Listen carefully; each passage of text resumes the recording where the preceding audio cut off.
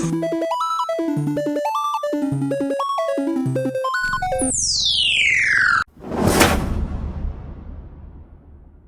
ме? Бүгін біз 9 сынып алгебра ықтималдықтың классикалық анықтамасы статистикалық ықтималдық. Яғни осы тақырыпқа байланысты біз а деңгейлі есептер шығаратын боламыз. Есептерді 9 сынып Әбілқасымов оқулығынан екінші бөлімнен шығаратын боламыз. А оқиғасының ықтималы деп тең мүмкіндік жағдайында м қолайлы нәтижелер санының n жалпы нәтижелер санының қатынасын айтады. Яғни форма бойынша а тең болады m бөлінген n. Осы форма бойынша біз келесі есептер шығаратын боламыз. 31-де бірінші есеп ойын сүйегін лақтырған кезде 1-ден 6-ға дейінгі сандар түседі. Төмендегі оқиғалар ықтималдығын табыңдар. Яғни бізде ойын сүйегі 1-ден 6-ға дейінгі сандар. Бірінші есепке қарасақ, екі сан түсу. Яғни ол бізде екі саны бір рет қана кездесетін болғандықтан біз оны n тең 1 деп n тең 6 деп алатын боламыз. Формула бойынша ол бізде p тең 1 бөлінген 6-ға тең.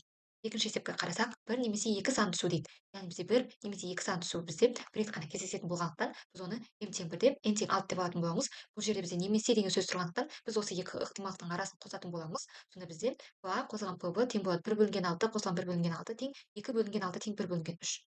Үшінші есеп бізде 4 немесе 6 сан түсу. Яғни ол бізде екінші есеп сияқты. Яғни бізде a қосылған pb тең болады 1 бөлінген 3-ке. Төртінші есепке қарасақ, жұп санның түсуі. Яғни бізде жұп сан 2, 4, 6. Яғни бізде үшеу бар. Сонда бізде m тең 3, n тең 6-ға. Формаға қоятын болсақ ол бізде 3 бөлінген 6 тең 1 бөлінген 2-ге. 31-де 2-ның астыншы есебіне қарасақ, қорапшада 2 ақ және 5 қызыл шар бар. Қорапшадан кездейсоқ алынған бір шардың ақ, қызыл, жасыл болу ықтималдықтарын табыңдар дейді. Яғни біз алдымен бірінші есепке қарасақ, ақ болуы. Яғни бізде алдымен n-ді тауып алатын боламыз. Жалпы санның бізде ол тең болады 5 қосқан 2 тең 7-ге. Ал бізде ақ шардан тек екеуі ғана бар. Сонда біз оны m тең 2 деп алатын боламыз. Сонда бізде ықтималдығы тең болады 2 бөлінген 7-ге. Екінші есеп бізде қызыл шардың түсу ықтималдығы. Бұл бізде алдымен n тең 7 екенін білеміз. Бізде m тең бергенін қарасақ 5 қызыл шар бар. Яғни біз m тең 5 деп алатын боламыз. Сонда бізде p тең 5 бөлінген 7-ге тең. Үшінші есеп жасыл болуының ықтималы. Бізде есептің берілгеніне қарасақ, бізде 2 ақ және 5 қызыл шар ғана берілген. Бізде жасыл шар болмаған. Яғни біз оны m тең 0, n тең 7 деп алатын боламыз. Сонда бізде p тең болады 0 бөлінген 7 тең 0-ге.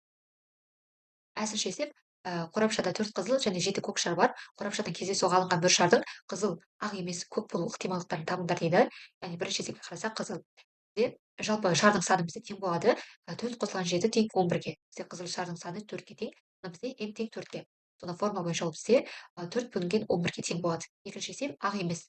Яғни бізде ақтан басқа түстердің бәрі келе береді. Бірақ бізде қызыл шар мен көк шар ғана бар. Сонда біз оны n тең 11, m тең 4 қосылған 7 тең 11-ге. Яғни бізде p болады 11 бөлінген 11 тең 1-ге. Үшінші есеп көк болу ықтималдық. Бізде n тең 11-ге, көк шардың саны бізде 7-ге тең, сонда m тең 7. Сонда p тең болады 7 бөлінген 11-ге. 31-де үшінші есеп тәжірибе. Ойын сүйегін лақтырылды. А, Б және С оқиғаларын қарастырайық. А бізде ойын сүйегінің жоғарғы жағындағы саны 12-ге бөлінеді. Б бізде ойын сүйегінің жоғарғы жағындағы сан 2-ге тең. С ойын сүйегінің жоғарғы жағындағы сан 2-ге бөлінеді. Төмендегі теңдіктердің қайсысы дұрыс? Жауаптарды түсіндіріңдер. Яғни мысалы жеке-жеке осы оқиғаларға тоқталып кетейік. Біріншісі бізде жалпы осы ойын сүйегінде 6 сан бар, 1-ден 6-ға дейін. Бұл жерде біз бірінші А жағдайына қарасақ, бізде 12-ге бөлінетін сан дейді. Біз бұл жерде қарап тұрсақ, бізде 12-ге бөлінетін сан жоқ. Сонда бізде n тең 0-ге, n тең 6-ға форма қоятын болсақ, бізде p тең болады 0 бөлінген 6 тең 0-ге. Бұл жағдай бізде ойын сүйегінің жоғарғы жағындағы сан 2-ге тең. Яғни бізде ол бір рет қана кездесетін болғандықтан біз оны m тең 1-ге, n тең 6 деп алатын боламыз. Сонда бізде pb тең болады 1 бөлінген 6-ға.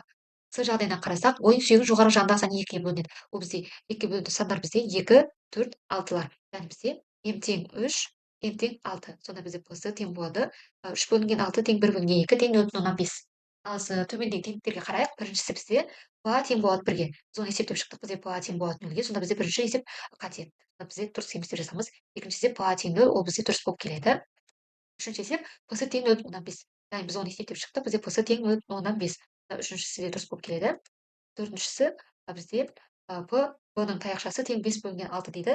Біз оны былай деп жазып алатын боламыз. 1 алынған pb деп. Ол бізде pb тең болады 1 бөлінген 6. Сонда 1 минус 1 бөлінген 6 тең 5 бөлінген 6. Бізде төртіншісі де дұрыс болып келеді.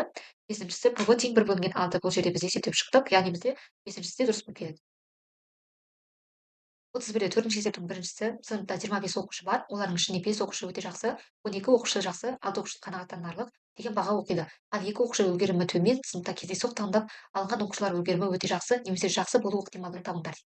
Яғни мысалы мен берілгеніне қарайық. Бізде барлығы 25 оқушы, 5-еуі өте жақсы, 12-сі жақсы, алтауы қанағаттанарлық, екеуі төмен. Яғни бұл жерде біз белгіні қарасақ біз n тең 25 дегенге келеміз.